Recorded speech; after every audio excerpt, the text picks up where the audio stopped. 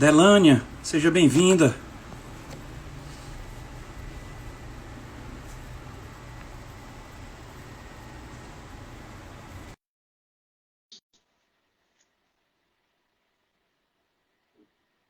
Doutora Camila, seja bem-vinda. Doutora Maria Olá, Camila, boa noite. boa noite, Rodrigo. Prazer estar aqui com Prazer. você. É uma honra para o diálogo aberto recebê-la, doutora Maria Camila. Eu que fico feliz pelo convite, sempre feliz em ter voz. E achei muito bonito seu projeto de estar chamando sempre alguém, conversando diariamente, né? Achei É, bacana a ideia. Parabéns, parabéns. Obrigado, doutora Maria Camila. Nós temos um programa no rádio, né, todos os sábados, e nesse período de isolamento social, nós percebemos, né, eu particularmente, no início do isolamento, estava muito ligado na televisão. E eu via Sim, muito coronavírus, número de mortes, não sei o quê. Aí começou a me dar dor de cabeça, doutora Maria Camila. Começou a me dar sim. dor de cabeça e aí eu comecei a tomar Tilenol para aliviar e tal. Eu disse, rapaz, isso não está normal, não. Isso não está errado. Eu não costumo ter essa dor de cabeça, sabe? Sim. Aí eu me desliguei da televisão e veio realmente essa ideia de trazer conteúdo aqui nas lives, sabe? E Sim, sim. assim, e graças a Deus assim já passaram aqui vários craques aqui de vários temas, né? Sim. E a doutora Maria Camila agora fazendo parte dessa seleção. Acompanhei ontem, né, um campeão olímpico que conversou com você, né? É, já tiveram aqui conosco quatro atletas olímpicos, não é? Tiveram o Lars Grael, né? O Lars Grael, velejador, que perdeu a perna, né? Ele falou aqui de a história dele de superação. Mesmo depois de perder a perna, foi campeão mundial. Assim, foi muito bonita a história dele. Ah, Aí teve bacana. aqui, aí teve a Fernanda Venturini, né? Jogadora de vôlei. Aí teve o Bernard, Jornada Sim, nas Estrelas. E teve o Hugo sim. Oyama, também mesa tenista. E ontem um Paulão, né? Assim, teve Sim. político aqui, teve magistrados, cantores, enfim, realmente é para todos os Então sabe gostos, doutor. transitar bem em vários assuntos, né, É, Rodrigo? é, é um Tem que diálogo aberto, saber doutor, é um diálogo transitar. aberto. É um diálogo aberto. Perfeito. Feliz de estar aqui, feliz de poder É, dialogar abertamente, né? Eu achei admirável mesmo. Parabéns, acompanhei ontem, né, com o Paulão, vi vários, olhei o feed, né, várias personalidades que você tinha convidado, então que bom que apesar do momento de dor surgiu um projeto bacana para você, né? E fico feliz em poder exatamente. contribuir hoje. Doutora, de tudo de ruim você pode aprender, tirar um aprendizado, você pode. Eu já assisti palestras de grandes empresários que disseram que do ócio foi que vieram os grandes projetos.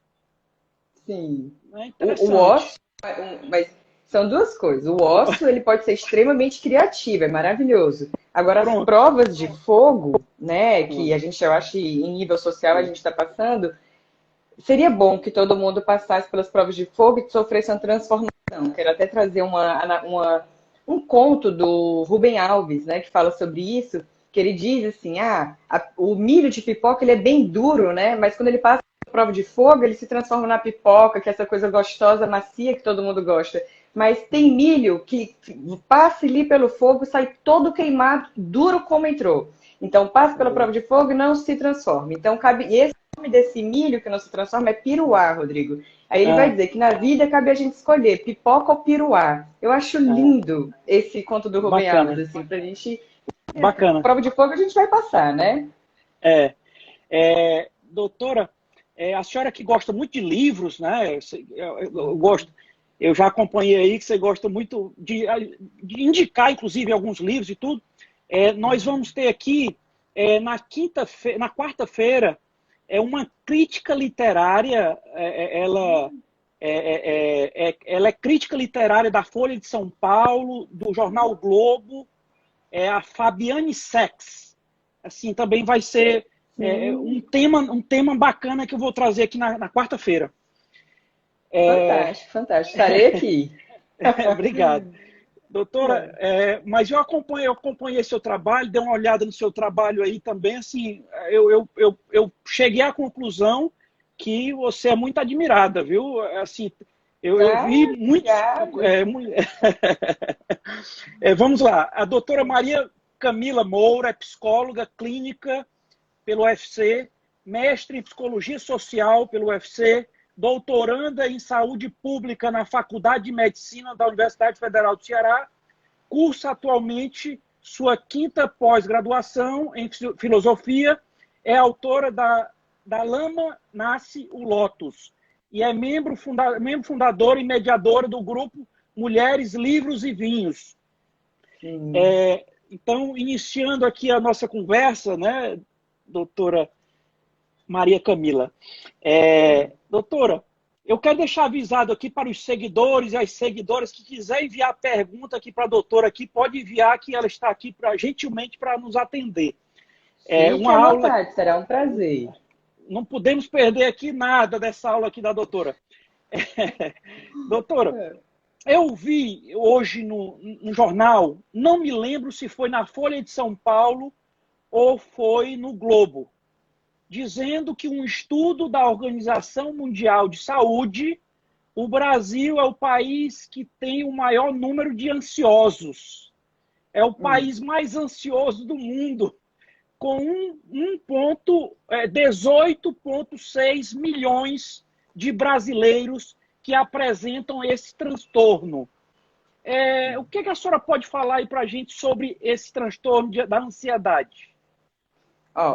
Daria falar só sobre ansiedade, a gente passaria horas falando aqui, né? Mas então, como a gente vai transitar em outros assuntos também, eu acho que sempre é válido, Rodrigo, a gente começar a entender que onde a gente está inserido faz diferença na nossa saúde mental. Assim como a família que a gente nasce, eu acho que ninguém aqui duvida que faz diferença na nossa formação enquanto ser humano. Qual é a cultura parental, né? Qual é a cultura do meu pai, da minha mãe, como era o meu contexto familiar? Faz diferença na minha formação. A sociedade que a gente está inserida também faz uma tremenda diferença. E se você parar para ver agora, por exemplo, essa aqui, né, independente de quem é aí de direita, de esquerda e afins, a maneira que o nosso governo está lidando com toda essa pandemia, ela é conflituosa, ela causa mais questionamentos, ela causa mais interrogação. Então, os cidadãos eles não sabem mais se isso é certo, não é certo, essa medicação, ela está politizada ou ela não está. Então, a sociedade que estamos atualmente, né, com os governantes que estamos tendo atualmente, ela é ansiogênica, ou seja, proporciona a ansiedade. E a gente não tem como se desvencilhar disso, né? Outros, eu não sei se, assim, se você tem oportunidade, aliás, acho que até tem, eu estava conversando ontem mesmo com a dona Mara, que mora em Portugal, disse que lhe conhece, Mara, né, Mara Deodato. Me mandou mensagem. Pronto, maravilhosa. E a gente conhece gente que mora em outros países, né? Conhece gente em Portugal, na Alemanha, na França, na Holanda. Foi uma outra maneira de lidar. É uma outra sensação de segurança. É um outro, ok, se eu fizer isso aqui, vai dar certo. No nosso país, assim como nos Estados Unidos, assim como raríssimas exceções, há um contrassenso, as informações estão indo, né, de maneira muito aleatória, não há um encontro saudável de informações. E isso aumenta ainda mais a ansiedade do cidadão brasileiro hoje, né? Para além de tudo, se a gente fosse falar de ansiedade, que a gente falaria aí, né, de critérios diagnósticos, de tipo de ansiedade, porque as pessoas acham que a ansiedade é uma. Não, gente, a ansiedade se viram como um guarda-chuva, e aí tem um monte de tipos, de fobia, toque, pânico. Então é um assunto que renderia muita coisa para a gente falar. Fica aí a dica para a gente também falar outro dia, só de ansiedade. Com certeza. Doutora, eu queria falar agora sobre emoção, doutora. Doutora, quando eu fico um pouco mais emotivo, algo que eu tenho que tomar uma decisão que, assim, que me deixa um pouco na tensão e tal. Doutor, às vezes me dá uma dor aqui na nuca, aqui, não sei o quê, nas costas. Eu fico... o emocional, ele transita, às vezes, uma dor na perna, não sei o quê, assim... a impressão que eu tenho é que o emocional, ele transita em todo o corpo, né? Sim. A gente fala mente e corpo, Rodrigo, de uma maneira didática, né? Então, para falar de uma maneira didática, a gente separa bem mente e corpo. Mas a atuação mente e corpo é de uma maneira monista e não dualista, né? Se você parar para pensar ontem, por exemplo, você recebeu um atleta. Fica claro que o desempenho do corpo dele depende do estado emocional dele, né? A maneira que ele vai visualizar ou não certas performances, que ele vai treinar para aguentar certas dores ou não. Então, a integração mente e corpo, na verdade, a gente fala é biopsicossocial, que é o corpo fisiológico, o emocional e o nosso corpo social das nossas relações. Eles estão intimamente ligados, não tem como a gente separar. Então, por exemplo, mas nessa parte que você falou de às vezes sentir algo, né, que remete a mal-estar e direcionar para alguma parte do corpo, que a gente vai falar de somatização, né, de psicossomática, né, que para muita gente aqui é conhecida essa expressão, que são quando questões emocionais reverberam no meu corpo, mas nem todo mundo tem esse tino de entender, poxa, eu sinto isso quando eu estou mal. Para você ter noção, Rodrigo, muitas vezes o paciente que chega no nosso consultório de psicologia, ele passou, às vezes, primeiro por um cardiologista, porque ele teve um ataque cardíaco, foi bater no cardiologista. Aí o cardiologista disse, Nananina, não, seus exames estão perfeitos. Aí vai para o psiquiatra, aí o psiquiatra, você vai fazer terapia. Chegar na terapia, às vezes ele passa por cardiologista, psiquiatra, aliás, passa pela emergência, aí a emergência encaminha para o cardiologista, passa para o psiquiatra, às vezes e aí chega na terapia. Então, muita gente, né, não entende que o seu sintoma no corpo vem de uma questão emocional, porque separa muito. Mas o nosso corpo e a nossa mente são intrinsecamente ligados, não tem como. E do contrário também, quando você está bem, né, chega a reverbera, você fica leve. E quando você está mal, você tensiona, né? E adoecimentos mesmo, como fibromialgia, né, que é uma dor no corpo inexplicável e vem de questões puramente emocionais, né? Doutora, chegou um comentário aqui do Adriano Fiore, ele dizendo, doutora Maria Camila, sou cantor e extremamente ansioso. Quando não consigo controlar, afeta demais o meu desempenho na hora de cantar. E isso não tem como. Aí, em cada pessoa, assim, tem uma estratégia que sirva para essa pessoa. A psicologia ela é muito cautelosa, acredito que a maioria das profissões, né, na verdade, de não passar fórmulas generalistas, né? De dizer, olha, não tenho como não sem conhecer, dizer, faz isso. Mas existem algumas coisas, alguns instrumentos, algumas ferramentas que a pessoa pode testar. Exercício de respiração, quando a expiração é mais longa do que a inspiração, que dá uma acalmada, porque depende como é esse nervosismo dele antes de apresentação. A questão, às vezes, de parar, e na psicologia do esporte, já que a gente falou inicialmente, né, atletas, trabalha muito com ensaio mental, que é fechar os olhos e se visualizar na cena que causa ansiedade. Então, o atleta, às vezes, ele já se visualiza ali na piscina, se é um nadador, o cantor ele já vai se visualizar no palco, vai visualizar a plateia. São exercícios que fazem com que a pessoa experiencie a situação que antes, né, poderia causar algum mal-estar e que diminua um pouco a ansiedade. Mas aí tem um leque de opções que vale a pena ele buscar, vale a pena buscar ajuda, porque ele sabe que o empenho dele é diretamente proporcional a como ele se sente, e de todos nós, né? Quem é advogado, você que é radialista, o psicólogo, influencia diretamente, né? Doutora, uma pergunta aqui do Tadeu Lustosa. Doutora, beber muita água ajuda a controlar a ansiedade? E aí ele pergunta, e outras dicas para controlar a ansiedade nesse momento de isolamento? Vamos lá. Sobre a questão, assim, sempre, né, eu acho lindo o trabalho interdisciplinar, né, de cada área dar a sua contribuição. Então, a nutrição vai dar o direcionamento adequado. Mas, em psicologia, lembra que a gente falou que é um corpo integrado, emocional e fisiológico? Então, não tem como você ter um quadro de ansiedade e não cuidar do seu corpo, da sua alimentação. Quando a gente pensa em flora intestinal tem neurotransmissores de serotonina, então aquela famosa lá do tá enfesado, tá de mau humor, né? Não tá funcionando bem a flora intestinal. Então, o funcionamento da tua flora intestinal vai influenciar no teu humor, vai influenciar se tu fica mais leve, se tu fica mais ansioso ou não. Uma pessoa que tem ansiedade, não adianta ela beber um monte de água e se entupir de cafeína, porque a cafeína ela vai proporcionar um movimento, né, de aceleração. Então, quem tem um perfil de ansiedade, para além do trabalho, né, psicológico, é legal que cuide da alimentação. Não é ter aquele neuroticismo de eu vou cuidar de tudo, mas é entender minha alimentação. Quando eu termino a refeição, eu estou drenado, eu estou sugado, eu estou bem. É uma orquestra. O nosso corpo é uma orquestra linda, que tem que estar funcionando, né? O nosso social, o nosso fisiológico, o nosso emocional. Não tem como uma dessas variáveis, né, o fisiológico, o emocional ou o social, estarem desarranjadas e o resto funcionar bem. E eu sempre, assim, eu bato muito nessa tecla, porque quando as pessoas entendem que elas são essa complexidade inteira, que elas são essa orquestra de variáveis, elas começam a entender que precisam de um cuidado integral, né? Certo. Doutora, o Átila Peixoto aqui, ele pergunta, doutora, qual conselho você daria para quem está com crianças que estuda e idoso dentro de casa, nesse período de pandemia? Ele tem criança e idoso dentro de casa, doutora. Gente, a Átila está aí com dois grupos vulneráveis, né? Que situação!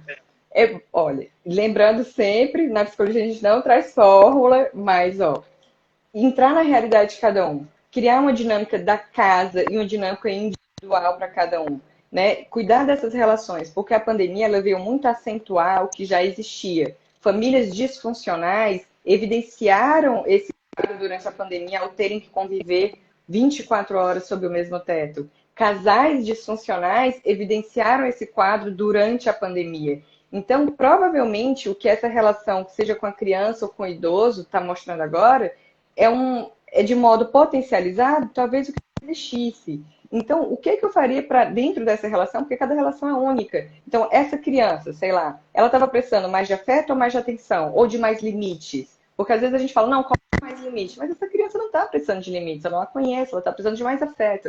E depois, não, mas dá afeto. Mas essa criança não conhece, ela pode estar dando de afeto e precisando de limites e outras coisas. Né? Então é muito entender o que está faltando na regulação dessa relação. Agora, claro, o entretenimento, o convívio social, a rotina individual e da casa são variáveis que a gente já sabe que fazem bem para todos, né? Atividade física, né? Para a criança também, que vai mais de maneira lúdica, da dança, do TikTok, bota para fazer esse TikTok o dia inteiro, né? E aí cada um encontra uma estratégia que dê certo vivenciar esse momento de uma maneira um pouquinho mais leve, né?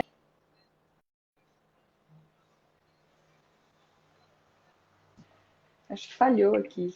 Falhou, mas voltou. Falhou de novo. Vai. Eita, acho que falhou. Falhou de novo.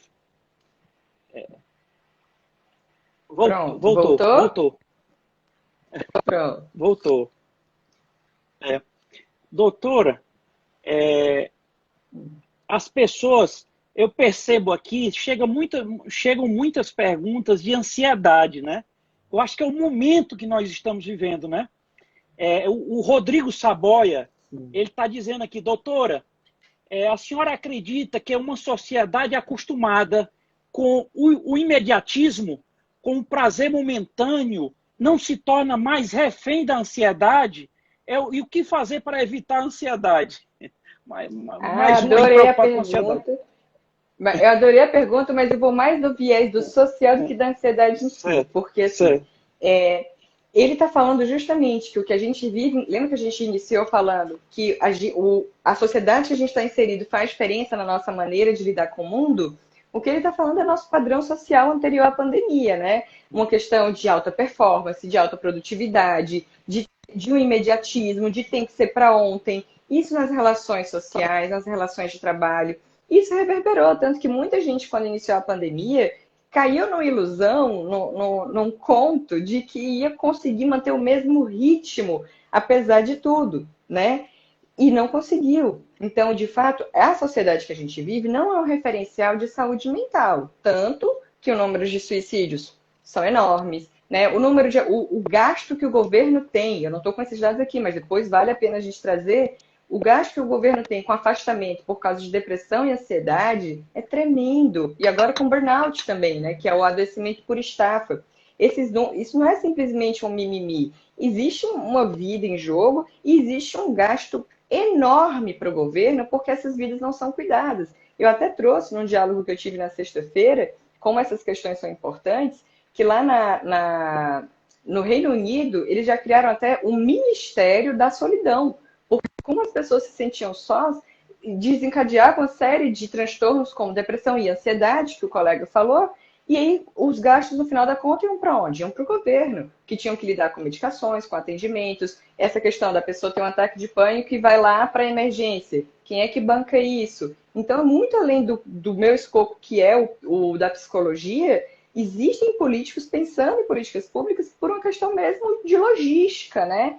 Então, a sociedade que a gente está, ela estava assim adoecendo as pessoas, ela está. Talvez, como a gente sofreu agora uma grande ruptura, algumas questões possam ser repensadas, né? Essa questão, até escrevi um texto sobre isso um tempo, que era a fragilidade desse discurso. Vou falar, não entendam todos os coaches, mas de alguns coaches de eu posso, eu quero, olhando somente para uma meritocracia, né? Sem entender uma contingência, sem entender que as pessoas suas questões. Enfim, essa sociedade, ela sim é ansiogênica. E para lidar é caso a caso. Mas sempre não tem como lidar com a ansiedade, nem com nenhum outro transtorno, se a pessoa não conseguir enxergar a globalidade dela, né? Doutora, aqui a Keila Bandeira. A Keila diz o seguinte: doutora Camila, falando em sentimento, o que seria a pessoa sentir saudade de algo que nunca viveu? Imaginei que fosse só eu que sentisse esse sentimento. Mas lendo outro dia, vi uma frase do Dr. Carlos. Sim. Pronto. Olha, sentimento é uma coisa muito complexa, né? Tem até um livro da Clarice Lispector, eu não vou lembrar qual é o nome do livro, mas que ela inicia dizendo algo assim: eu sinto ainda não tem nome, né? Então, tem muitas coisas que a gente sente que a gente não consegue nem vocabulário adequado para nomear. Se você parar para pensar, Rodrigo, eu esqueci o nome, eu não consigo às vezes te olhar e ler, né? Eu não lembro o nome da doutora, pessoa. Pronto. Como é o nome doutora, dela? Aí tem é a Keila. E aí, doutora, logo em seguida o Rodrigo pergunta. Aí logo em seguida o Rodrigo pergunta, porque a Keila está falando de sentimento, né? E o Rodrigo pergunta como controlar os sentimentos. Pronto, vamos começar com coisa anterior a isso. A gente não sabe diferenciar direito nem sentimento de emoção de pensamento. E isso é uma coisa que você fala, eu sei. Gente, normalmente não. A experiência clínica vai mostrando dia a dia que não. Às vezes uma pessoa passa por uma situação e você fala, vem cá, o que você sentiu? Uma situação vexatória, alguma coisa, e ela vem dizendo que ficou mal. E aí você pergunta, tá, mas o que você pensou na hora? Ela, eu me senti muito mal. Não, mas o que você pensou?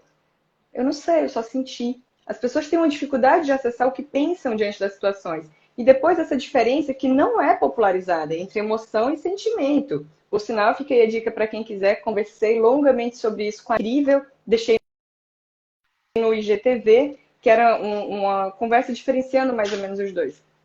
Se você parar para pensar, bom, vou falar brevemente porque o assunto rende, tanto que a gente fez uma live só sobre isso, né?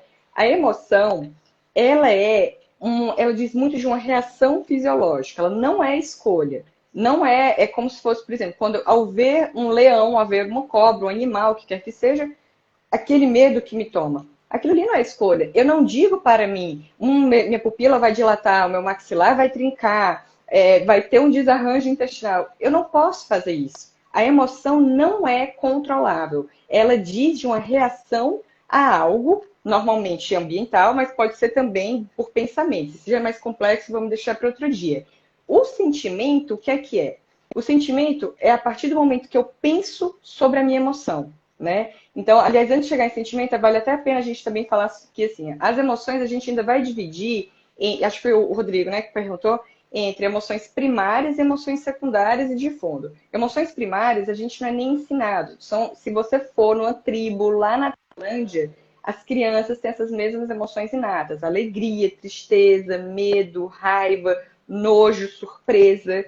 Ninguém ensinou a gente a ficar surpreso. A gente simplesmente fica. Ninguém ensinou a criança. A gente simplesmente sorri, né? Então, isso de emoções primárias. Emoções secundárias já são emoções que a gente foi aprendendo no contexto cultural. A gente aprendeu a ter vergonha, a gente aprendeu a ter ciúmes, a gente aprendeu uma série de questões. É bem complexo isso. Já o sentimento é quando eu penso sobre a emoção. Então, digamos que, sei lá, o meu marido me fez algo e eu fiquei com raiva. Ele foi uma emoção, digamos, ele não fechou uma porta. E eu fiquei com raiva, emoção.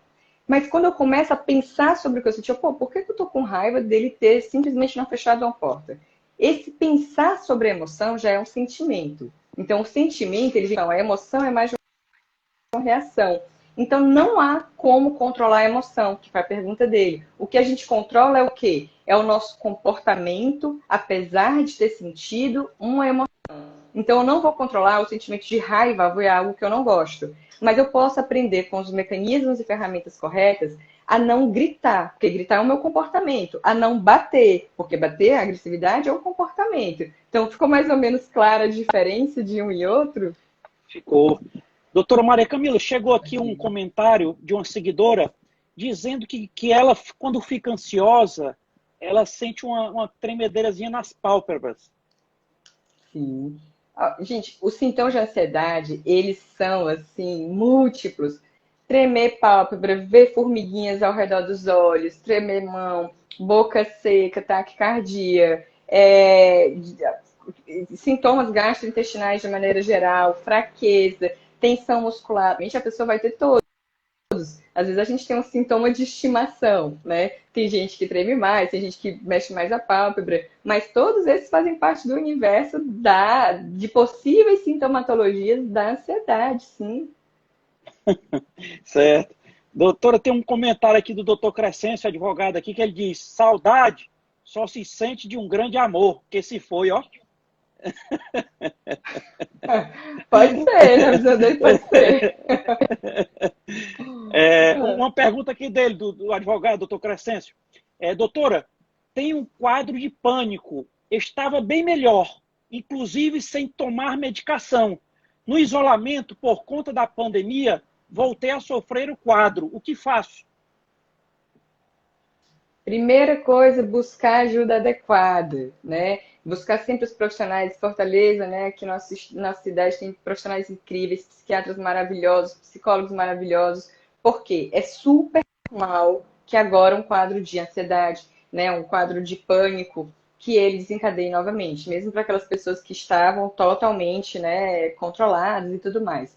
Se você parar para pensar, o pânico ele não diz necessariamente uma crise, e aí também vale, as pessoas às vezes confundem crise de pânico, crise de ansiedade, isso é preciso que depois a gente pode conversar, mas o pânico, ele não necessariamente, ele vai ter um gatilho imediato, não é vi notícia, tive um ataque. Às vezes o pânico, eu tenho uma tensão latente, um medo, durante vários dias, durante meses. O medo, lembra que a gente falou que o medo, que as emoções, elas mexem com a nossa fisiologia? O medo, ele também mexe com a nossa fisiologia. Então, imagina se por pensamentos eu estou o tempo todo me dando microdoses de medo. Por exemplo, vai um estudante. Vamos pensar um estudante lá do Enem. Eu vou passar ou não vou? Vai dar certo ou não vai? Todos os dias, uma microdose de medo. Ele está jogando com a fisiologia dele. Chega um determinado ponto que a fisiologia dele fica desordenada. E esse sistema que aciona o medo é ativado mesmo sem o perigo externo. Então, digamos que essa época da pandemia a gente fique todo dia. Vai dar certo ou não vai? Vai ficar tudo bem ou não vai? Medo, medo, medo. Chega um momento que essa fisiologia do medo descontrola, ela vira ao avesso, né? Estou falando assim de maneira popular aqui para a gente conversar, e aí a pessoa dispara toda a sintomatologia do medo sem estar com medo, que aí vem um ataque de pânico, que é um ataque cardíaco, boca seca, achar que vai morrer, aquela resposta de luta ou fuga.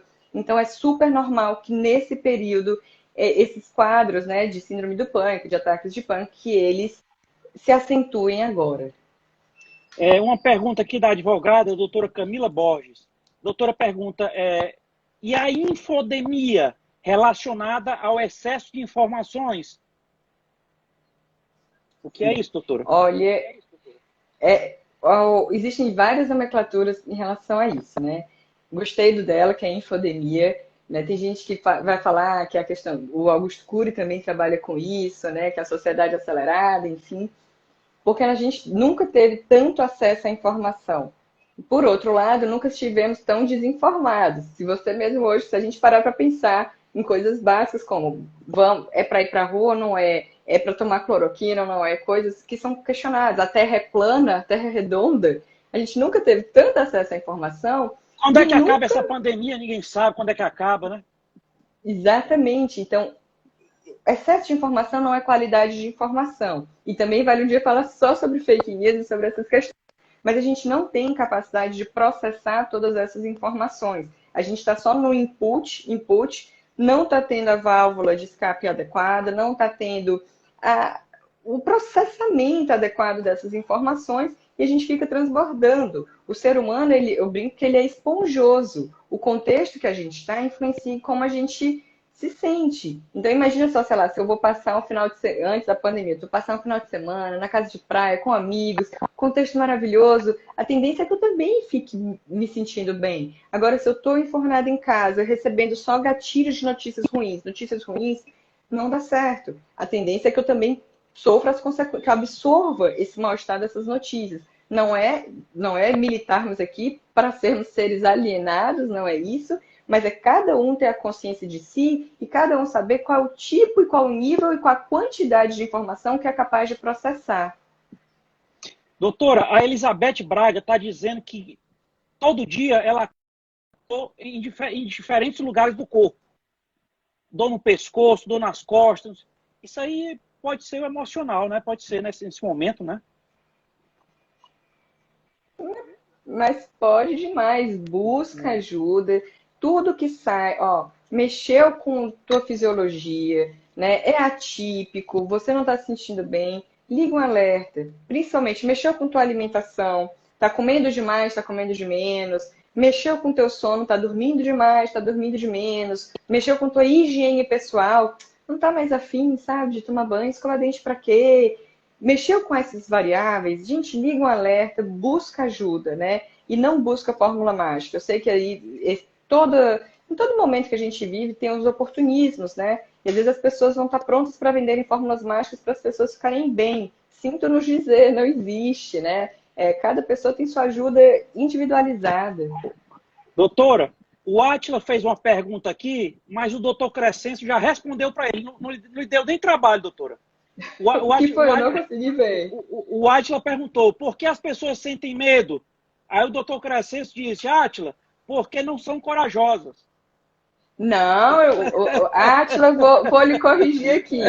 Pelo contrário, vou trazer uma palestra aqui do Mário Sérgio Cortella, que fica a dica, porque você iria amar conversar com o Mário Sérgio Cortella, que é genial, né? O professor genial.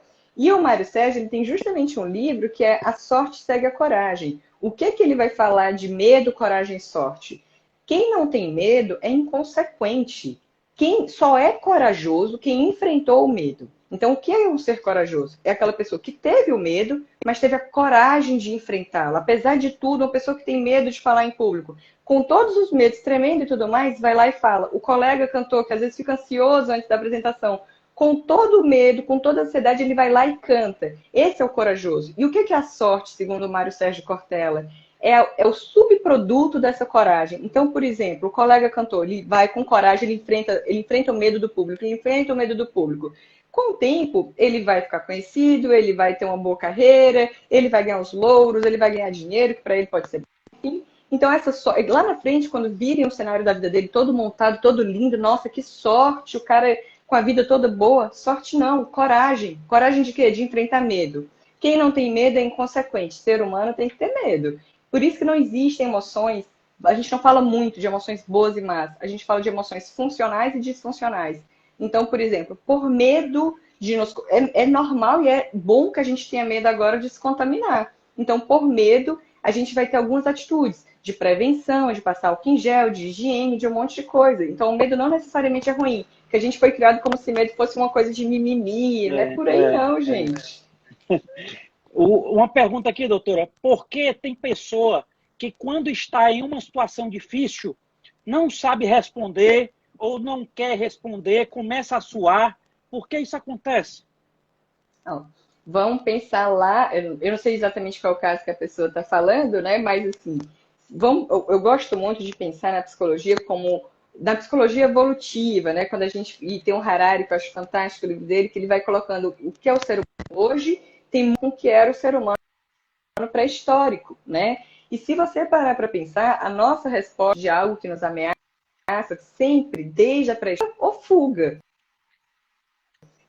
Diante de um animal lá, o ser humano pré-histórico, se era um animal de grande porte, provavelmente ele fugia. E era inteligente fugir, era bom para ele fugir, ele não tinha como. Se era um animal de médio porte, de pequeno porte, ele atacava, luta, né? A gente também vai ter esse mecanismo, a gente vai ser mais apegado a um ou a outro, de maneira simbólica, né? Às vezes tem gente que, diante de um mal-estar, vai mais para a luta, vai mais, não, o que é que aconteceu? E se posiciona. E tem gente que já vai ficar mais acuado, vai mais para a fuga, sendo que, diferente de outros cenários, a gente não pode simplesmente, no meio de um diálogo, fugir. Né? Então, a pessoa às vezes se recolhe mais, fica calado, suando, mas é resposta de luta e fuga diante de algo que talvez seja constrangedora para ela, né?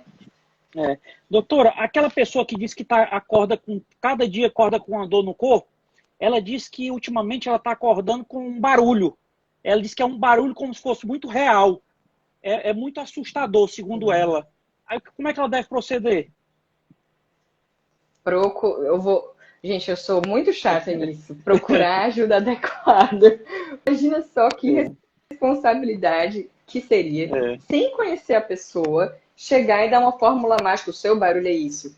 Não, são 7 bilhões de pessoas. E eu não sei por que, que o seu sintoma é escutar um barulho. Mas se você sabe, pô, isso aqui não tá legal, não sou eu no meu melhor, essa não é a minha melhor versão, eu já vivi com uma qualidade de vida maior, busca qualidade de vida. Existem profissionais formados para isso, né? Mas também na ansiedade, dentro daquele leque de sintomas que a gente conversou, essa questão também de escutar barulho, de maximizar, ou então de se incomodar somente com alguns barulhos específicos. Às vezes a pessoa não se incomoda com o trânsito de 6 da noite, mas o barulho da pia pingando é gravíssimo. Então também tem isso sim para ansiedade, né? Busca ajuda.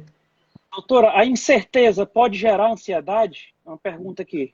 Claro, demais. Inclusive, é uma das coisas que mais gera, né?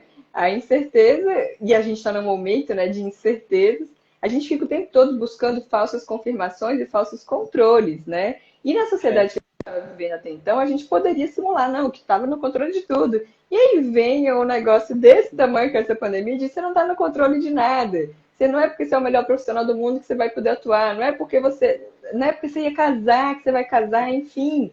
Não é Né? porque você não é porque você é o mais rico do mundo que você está no controle, né? Exatamente, ela foi bem democrática, né? Assim, você vê o presidente americano, o homem mais poderoso do mundo, mas a pandemia mostrou que ele não está no controle.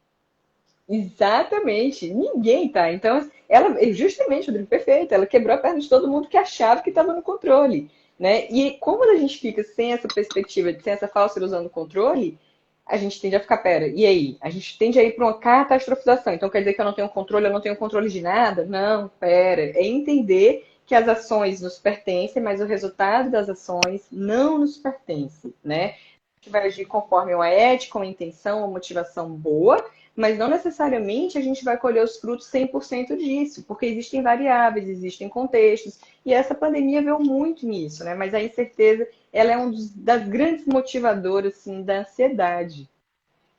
Doutora, a Laiane Vasconcelos disse aqui que você é sempre maravilhosa, viu? Ah, E ela faz uma pergunta. Doutora, tem se falado de aumento de doença mental durante a pandemia. O problema é novo ou os sentimentos que vieram à tona? bom, pera, se o problema da saúde mental. Se é novo ou os sentimentos que vieram à tona?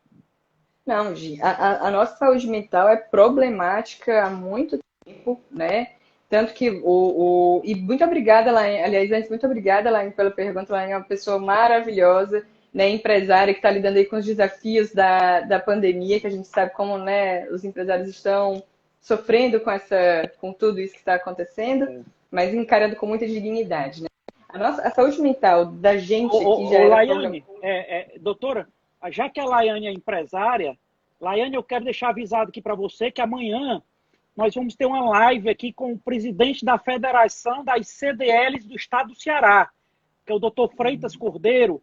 Ele vai dar aqui um panorama, né, como os empresários estão enxergando isso aí, previsão de retorno. Então vai ser importante a sua participação aqui amanhã. Sim, vamos lá. Ótimo, vai ficar a dica. E de fato é bom ter esse diálogo, né?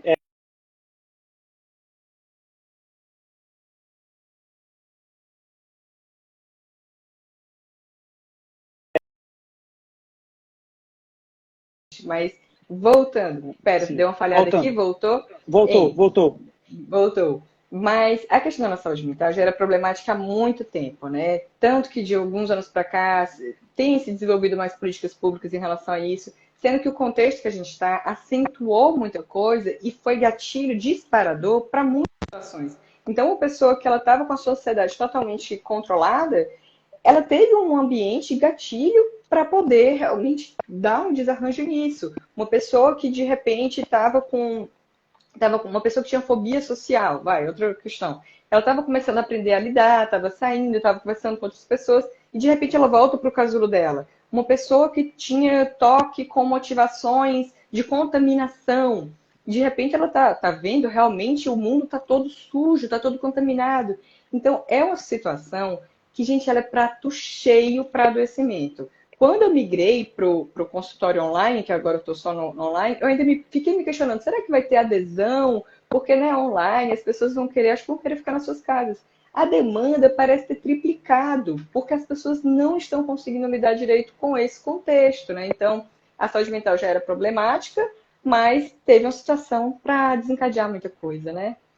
Doutora, tem uma pergunta aqui. Dois seguidores fizeram a mesma pergunta, exatamente a mesma. O Rodrigo Saboia e a doutora Camila Borges. Como a senhora vê as relações humanas pós-pandemia?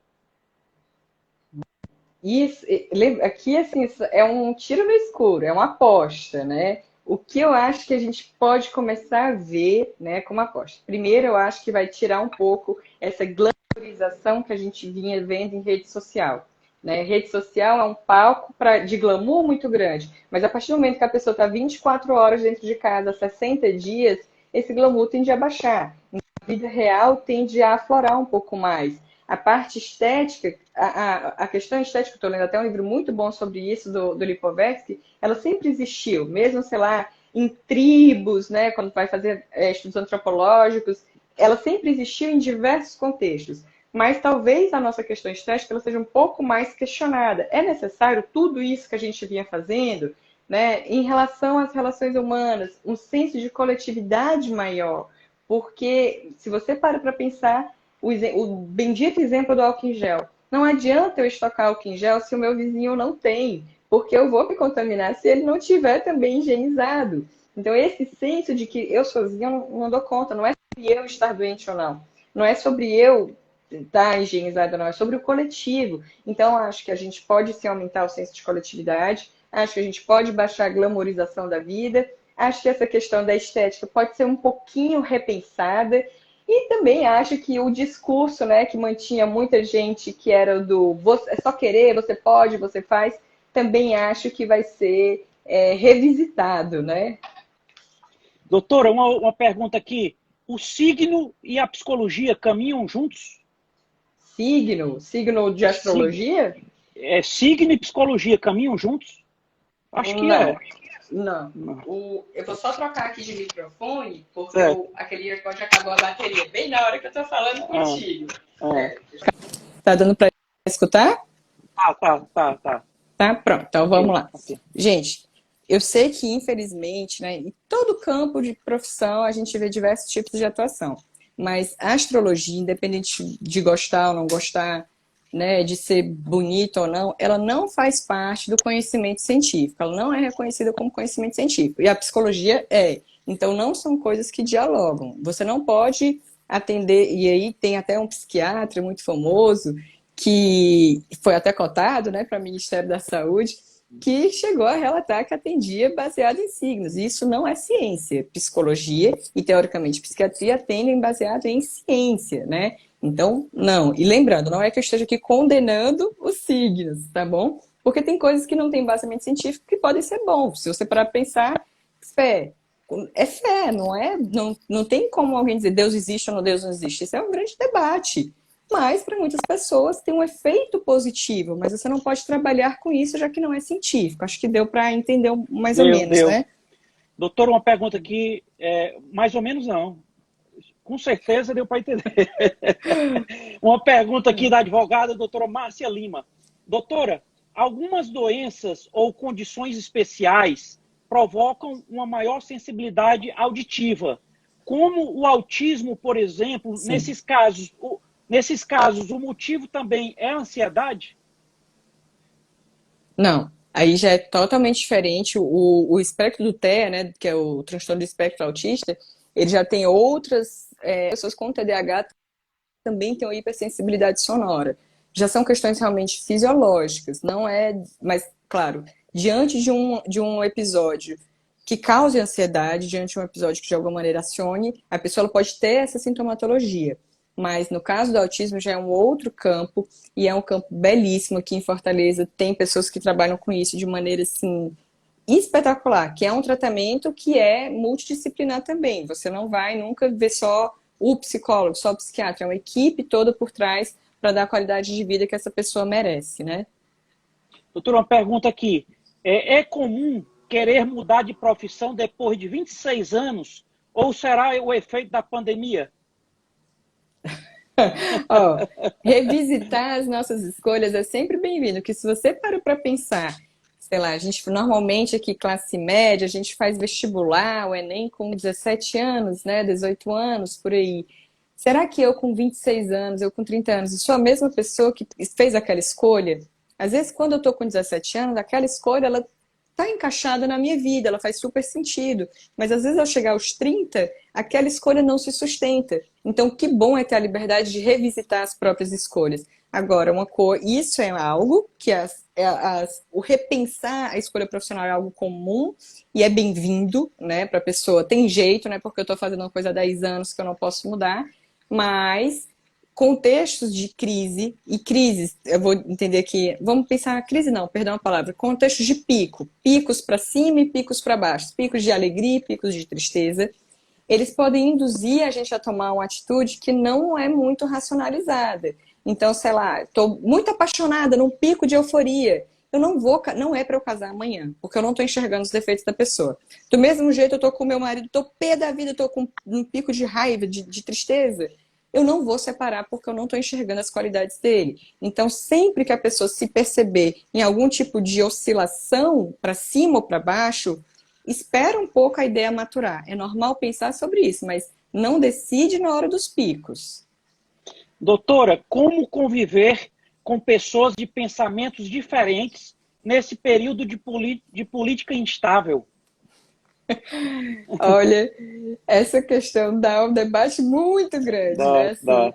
porque e você que é suplente, né, de vereador, deve conviver com É, todos os tipos de opinião, né, Rodrigo? Né? exatamente.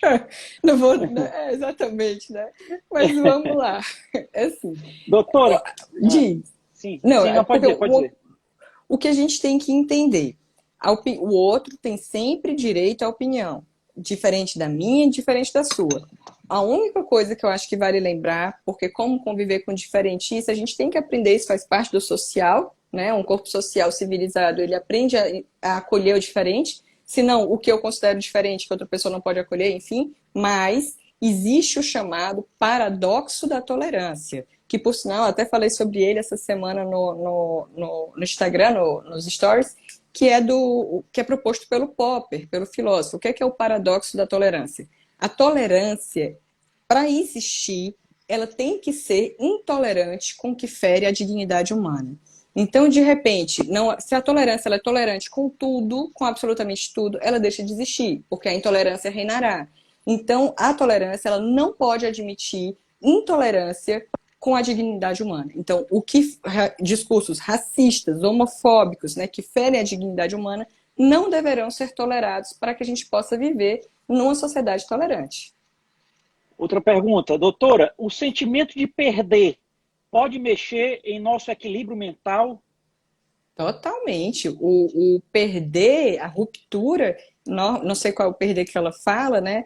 Mas existe, vamos pensar no perder na tristeza. A tristeza ela sempre é um perder algo, um perder oportunidade, um perder expectativas. A tristeza é muito vinculada ao perder. E existe o perder da ruptura, que é o que desencadeia um processo de luto, né? Quando eu rompo saúde, doença, quando eu rompo vida, morte, quando eu rompo vida que eu levava, vida confinada, quando eu rompo casamento, divórcio, toda ruptura implica um processo de luto, simbolicamente falando. E no processo de luto tem várias etapas, inclusive uma delas é a tristeza. Isso mexe demais.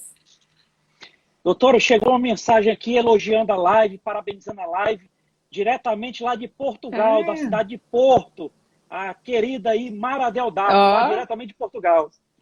Obrigado, Mara, aí, pelo prestígio aí da sua presença aqui obrigada, na um live. beijo, Mara. Doutora, uma A Mara foi pergunta meu aqui. bálsamo lá na Brasília. A gente morou em Brasília, trabalhamos no Ministério da Saúde, né? Ah, E legal. Mara foi um grande bálsamo. Gente, nota 10, a Mara. Nota 10. É, é, é. A Ana pergunta, doutora, a pandemia pode ter acabado com esse imperativo da felicidade que se existia nas redes sociais ou apenas o reforçou? Ó, acabado, não acredito, mas a gente vive uma sociedade, o Lipovetsky, que é um autor que eu gosto muito, um autor francês, ele fala muito isso, que é uma sociedade de ambiguidades. Por exemplo, ao mesmo tempo que a gente está falando hoje em dia de que vamos acolher mais o nosso corpo, nunca tiveram tantos casos de anorexia, de transtornos alimentares. Então, a mesma sociedade que está lutando hoje para acabar com esse imperativo de felicidade que não é sustentável e faz mal, né? Outro dia a gente pode conversar sobre isso. Também é a sociedade que reproduz isso, porque isso vende. O nosso engajamento em mídia social, ele é muito baseado na emoção. Se eu vou no Instagram de alguém e aquilo ali me gera um impacto emocional, seja do que for, de surpresa, de alegria, de tristeza, de raiva ou nojo, eu tendo a consumir mais aquela informação. Não é só o que eu gosto, eu consumo tudo que me gera impacto social. E esses imperativos de felicidade, né, de mostrar uma vida, não sei como, isso gera algo em mim. O ser humano ele é muito autorreferente. Ao ver alguém com a vida perfeita, de maneira consciente ou inconsciente, eu tendo a me perguntar, poxa, e a minha vida, como é que tá? Então, será que tá legal? Será que sou só eu que não tô aí super feliz na quarentena? Então, a rede social, ela tende, na minha opinião, depois da pandemia, a se questionar mais desse imperativo da felicidade, porque as pesquisas estão mostrando como as pessoas não estão bem, a procura psicólogo e psiquiatra aumentou vertiginosamente, então é inegável, você não encontra vaga em psicólogos muito bons, em psiquiatras muito bons, você não encontra, porque a procura é grande, mas existem aquelas pessoas que querem vender sempre isso, esses artistas, às vezes, é um mundo muito fictício, não é assim 100%, as pessoas compram, né? Doutora, uma pergunta, o ser humano é movido a contato físico? Não movido a contato físico, mas a contato social. A gente é, assim, desde de tempos pré-históricos, né, que a gente fala de filogenética, não é só do meu pai, da minha mãe, é da genética da minha espécie humana, né, Homo sapiens, a gente tem um apelo social. Então, não tem como falar de qualidade de vida se você não tem contato social. Se esse contato social vai ser pelo toque ou não, já é uma outra questão. Agora, existem questões que surgem no toque, como a questão da ocitocina, né, que é muito que se fala muito na relação mãe-filho, né, que é quando a mãe está amamentando, no ato sexual, no toque. Mas não necessariamente o ser humano é movido ao toque. Ele pode passar grande parte da vida sem tocar, como, sei lá, monges, né, pessoas eremitas, enfim, mas que com alguma relação social. Doutora, como lidar com a morte de um familiar no meio dessa pandemia? Primeiro, meus sentimentos, porque é um momento tremendo. A gente está vendo tanta gente querida perdendo seus familiares. E o luto está sendo muito atrapalhado por causa dos rituais do luto que não estão sendo feitos, né? Na nossa cultura, o ritual do velório, do enterro, a gente não está tendo acesso a isso. E isso pode, sim, a gente vai saber a longo prazo o impacto que isso tem nas pessoas que perderam seus familiares. Ainda não temos estudos, relatos concretos para falar qual é o impacto disso. A gente sabe que impacta, né? Mas luto, seja o luto que for, ele precisa do fator tempo para atuar. O luto ele precisa ser vivido, ele precisa ser sofrido. É normal que uma pessoa enlutada que ela fique, e até, vamos pensar, depende de autor para autor, mas vamos pensar até em 3 meses num recolhimento, né? Entrando no casulo para digerir tudo isso. E depois virar uma saudade, né? Uma nostalgia, não mais tristeza.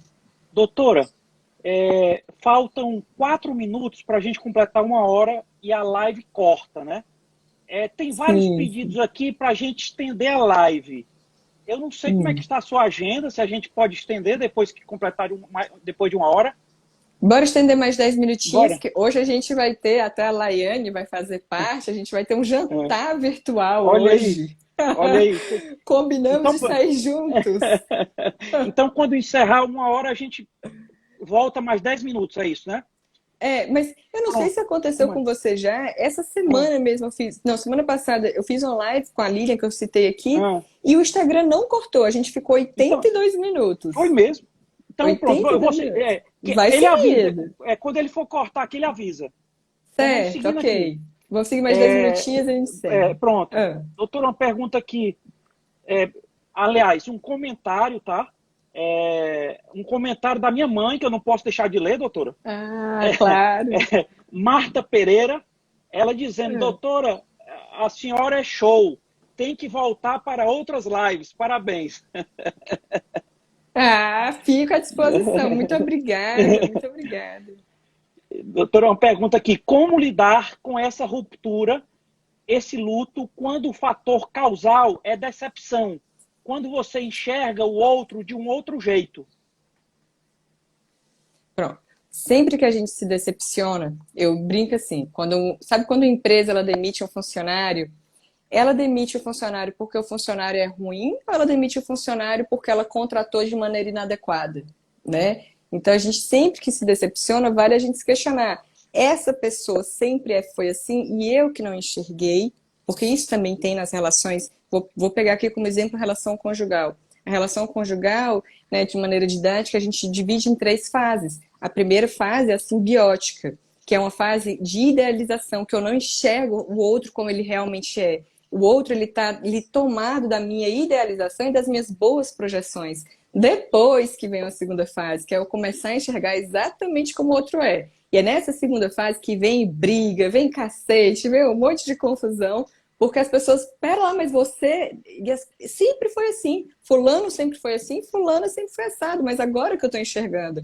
E aí essa fase de ajuste é normalmente onde tem um rompimento ou uma ida para uma terceira fase, que é quando eu sei exatamente com quem eu estou lidando e eu sei lidar com aqueles defeitos. Eu não estou mais na ilusão de mudar os defeitos do outro, eu não estou mais na ilusão também de me decepcionar com os defeitos do outro. Eu simplesmente entendo que a pessoa que eu amo tem certas limitações e que eu consigo lidar com elas. E lembrando, nós não somos obrigados a lidar com todos os tipos de pessoas do mundo. Existem pessoas que são mais fáceis de digerir para um tipo de pessoa e existem pessoas que são mais fáceis para outro tipo de pessoa digerir, né? Mas é sempre se questionar isso se não foi uma ilusão da pessoa, né?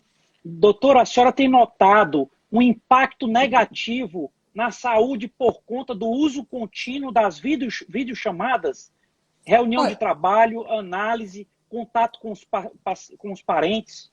Sim. O que eu vi em relação. Saiu até um artigo, né? O que eu vi no New York Times sobre a exaustão do Zoom, né? Porque quando você está realmente numa videochamada, a sua atenção ela vai para várias pessoas ao mesmo tempo, você está de cara a cara. A questão isso eu acho fantástico. A impossibilidade do olhar. Às vezes eu explico para alguns pacientes, por exemplo, eu estou olhando para ti, Rodrigo, mas eu não tô. Se eu olho para ti, eu não estou olhando no teu olho. Para tu se sentir olhado, eu tenho que olhar para a câmera. Existe a diferença de olhar para a câmera e olhar para ti. Quando eu te olho, tu não está se sentindo olhado. Então, existe uma incompatibilidade. É impossível me sentir olhado em uma videochamada, porque para eu me sentir olhado, o outro não está me olhando, o outro está olhando para a câmera. Então, isso causa uma confusãozinha ali para algumas pessoas, as pessoas ficam meio estafadas de não entender. Eu olho para mim, eu olho para o Rodrigo, eu olho para a câmera. Para algumas pessoas isso pode ser desafiador, e para também da questão que não é como se as pessoas tivessem suas ilhas particulares podendo fazer videochamada. Eu tenho uma situação de privilégio que só sou eu e meu esposo, mas tem gente que está aqui no meio de uma reunião de trabalho e aí filho chama, marido faz não sei o quê, o gato, cachorro, papagaio. Então nem todo mundo, as pessoas, não é como se eu fui para o meu trabalho e fechei a porta, né?